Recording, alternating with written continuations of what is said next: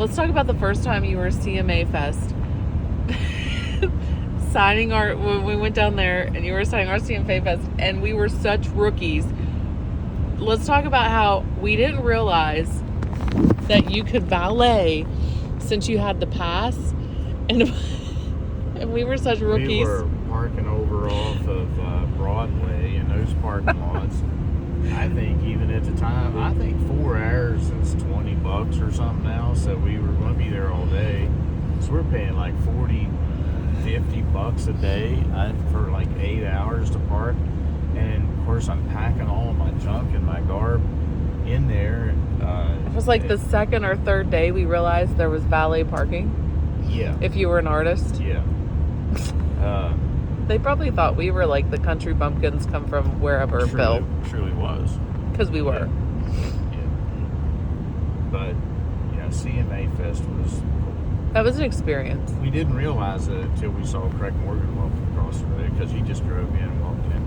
And they give you when we went, you had a round patch. Every day.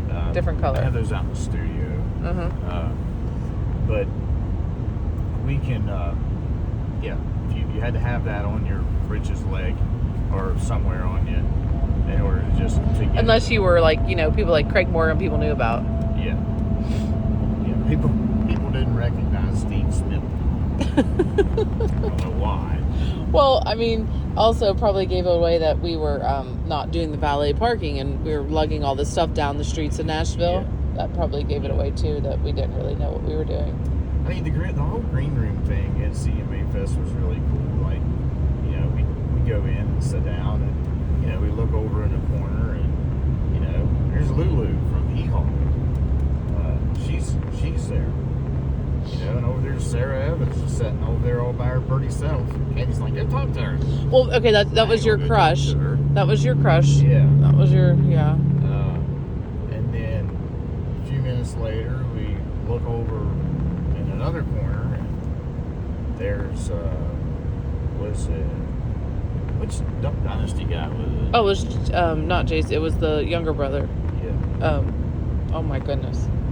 So Yeah. she's like, hey, don't look over there. But there's one of the guys from Duck Dynasty sitting over there. Okay. Jeb, yeah. Yeah.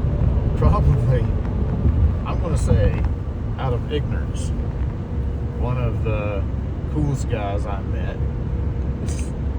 was way more famous than anybody I had no clue.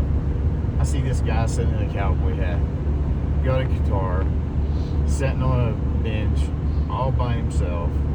Katie keeps trying to get me to go up and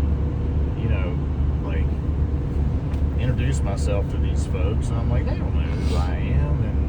And I did get a hug from Big Smoke. Is he even around anymore? I don't know, but got my picture of Big Smoke there.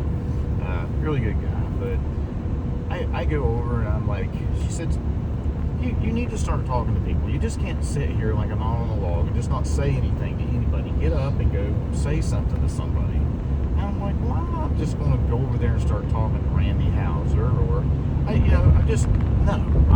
am not going to do that. And she said, see that guy sitting right there? Yeah.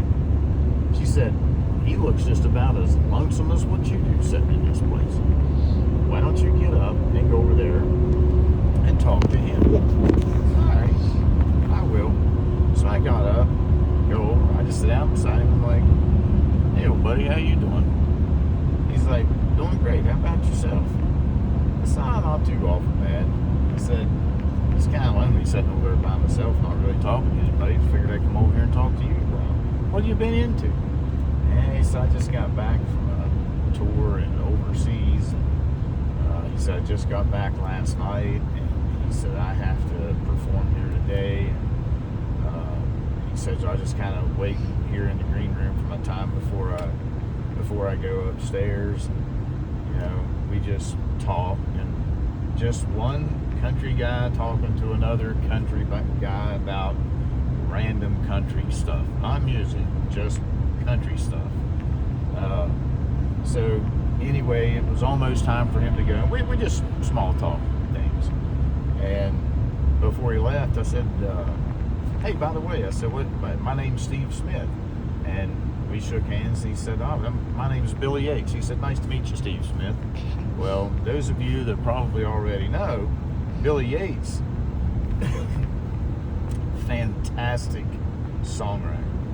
I mean, fantastic, phenomenal. Songs like George Jones sang, I don't need your rocking chair, chair tall, your Medicare. Still got neon in my veins, and this gray hair don't mean a thing.